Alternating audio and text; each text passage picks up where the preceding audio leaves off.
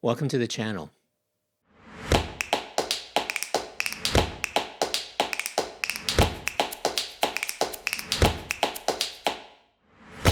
Hey everyone, it's Thomas, and today we're going to talk about something no one wants to experience, but way too many of us have: getting laid off. Take a breath, you're not alone, and more importantly, you're not powerless. Let's walk through this together. So let me paint the scene. Maybe it sounds familiar. You get a surprise calendar invite from your boss. It's kind of out of the blue, and when you log in or go to the meeting, HR is there. That sinking feeling hits you immediately. And before you even get a chance to ask what's going on, they're reading from a script. You're being let go. It's like the air gets sucked right out of the room. You go into shock. You can't access your computer anymore. You're cut off from email, the servers, everything. 1 minute, you're part of the team. The next, you're just not. And on top of that, you're left questioning, why me? Why not someone else? You gave it your all, and this is how it ends? It's not just the job loss. It's the emotional gut punch, the betrayal, the panic, and now a whole mountain of decisions you're suddenly forced to make. Do you apply for jobs right away? Do you sign the severance? How are you going to pay your bills?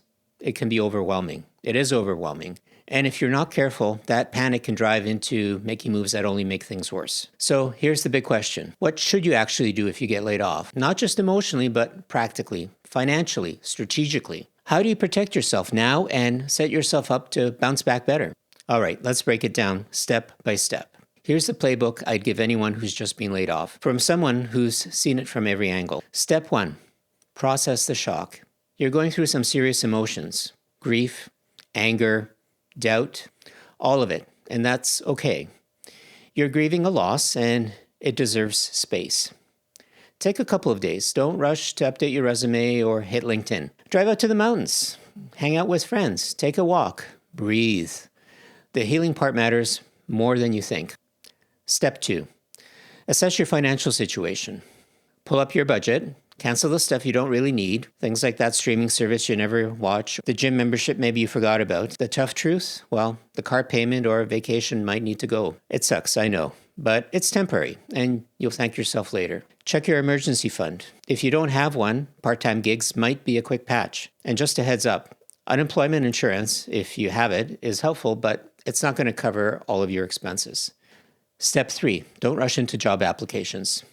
Build a plan first. Most people think the first thing to do is update the resume. Wrong. First, create a career strategy. Think, what's your next move? What kind of job actually fits where you want to go in your career? Have a clear vision of what you're looking to do and the type of job you're after. Taking the wrong role out of desperation can actually set you back years. Make sure your next job strengthens your career story and not weakens it. Step 4, activate your network. If you've been neglecting LinkedIn, now's the time to get back on it. Reach out to your friends, people you've worked with, acquaintances, and reconnect. Let people know you're open to work, and be very specific about the type of job you're looking for.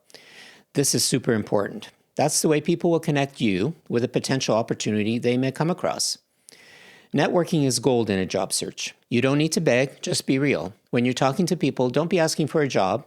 Just tell them very specifically what kind of job you're looking for, and if there's anybody they can recommend you speak with. Ask for referrals. Step 5, audit your skills.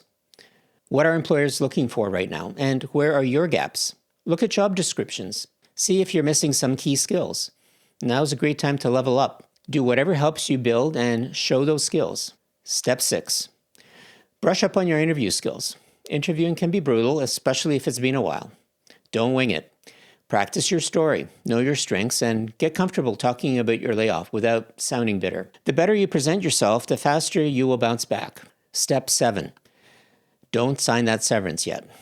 Seriously, read the fine print. You usually have at least a couple weeks to decide, and if you need a lawyer to look at it, do so. Can you negotiate more severance? Does it provide extended benefits coverage? If you're in a protected class, like somebody who's older, you might actually have more leverage than you think. Look, being laid off sucks. I know personally, but it doesn't define you. There are also a lot of great resources available online to help you through the transition. And you've got me in your corner.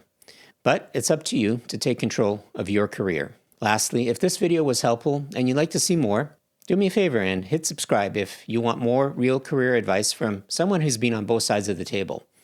Hang in there. You've got this. And I'll see you in the next one.